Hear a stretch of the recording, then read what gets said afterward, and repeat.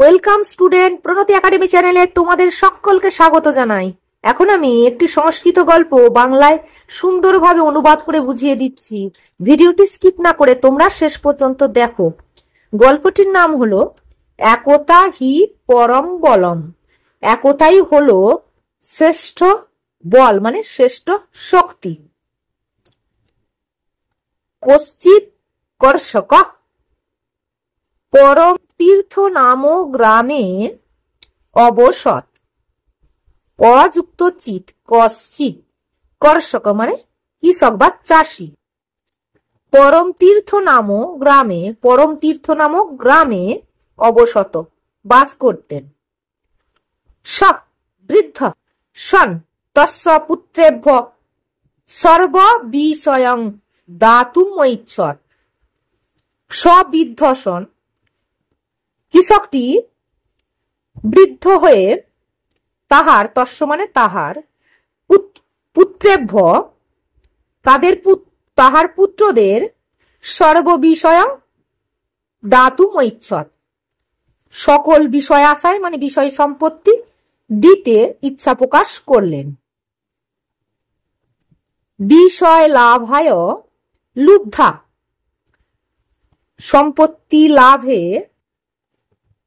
সম্পত্তি লাভের লোভে তস্য চত্বার পুত্রা তার চারজন পুত্রেরা পরস্পরং অতীব কলহম অকুর্বন। তার চারজন পুত্রেরা নিজেদের মধ্যে, পরস্পরং মানে নিজেদের মধ্যে, অতীব মানে খুব, কলহম মানে ঝগড়া করতে লাগলেন। কথমপি তে কলহান্য নিবৃত্তা। তারা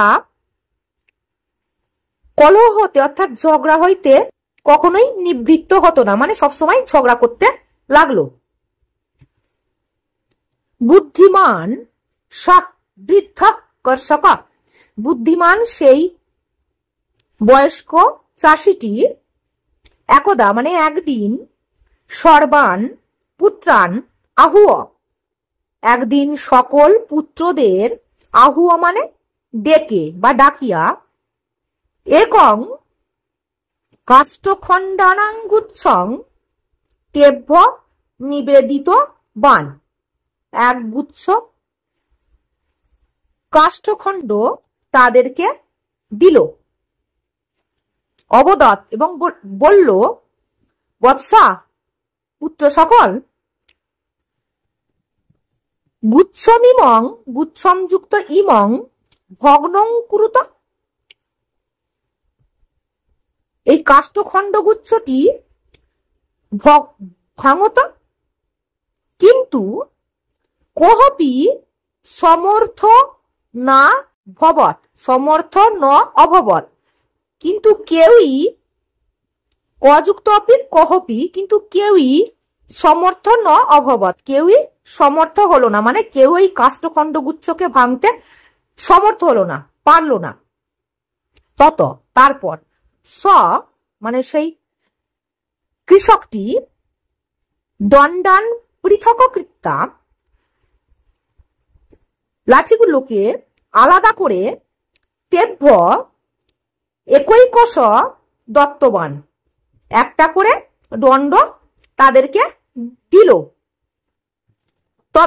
তখন সর্বে পুত্রা অনায়াসেন, তখন সকল পুত্রেরা অনায়াসেই তান ভক্তুং সমর্থা অভবৎ, সেটিকে ভাঙতে সমর্থ হলো, খুব সহজেই। অনায়াসে মানে খুব সহজে। অনন্তরং তারপর সকর্ষক সেই কৃষকটি মানে সেই চাষিটি সপুত্রান অবদৎ নিজের পুত্রদের বললেন, ভো বৎসা ওহে পুত্রগণ, যদি কাষ্ঠখণ্ড গুচ্ছবৎ একত্র তিষ্ঠত, যদি কাষ্ঠখণ্ড গুচ্ছের মতো তোমরা একত্রে থাকো, তাবৎ উন্নতা ভবিষ্যৎ, তাহলে তোমাদের উন্নতি সম্ভব, মানে তাহলে তোমাদের উন্নতি হবে। কোহপি যুষ্মাকম অনিষ্টম কর্তুং সমর্থা ন ভবিষ্যতি। ক যুক্ত পি কোহপি যুষ্মাকম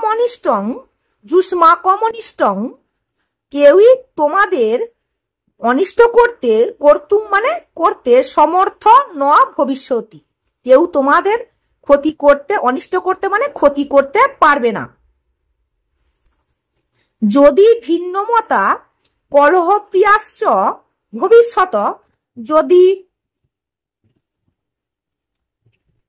যদি আলাদা আলাদা মত নাও এবং ঝগড়া করো, ভিন্ন মতা মানে আলাদা আলাদা মতে থাকো, কলহপ্রিয়াশ্চ এবং কলহ করো, কলহপ্রিয়াশ্চ ভবিষ্যত, তর্হি তাহলে ভগ্নদণ্ডবৎ নাশং গমিষ্যত, তাহলে ভগ্ন লাঠির মতো তোমাদের বিনাশ অবশ্যম্ভাবী, তার মানে তোমাদের বিনাশ হবে যদি নিজেদের মধ্যে কলহ করো। পিতুর বাক্যেন তে চত্বার পুত্রা পরমং পিতা, পিতার বাক্য সেই চারজন পুত্রা, মানে সেই চারজন পুত্র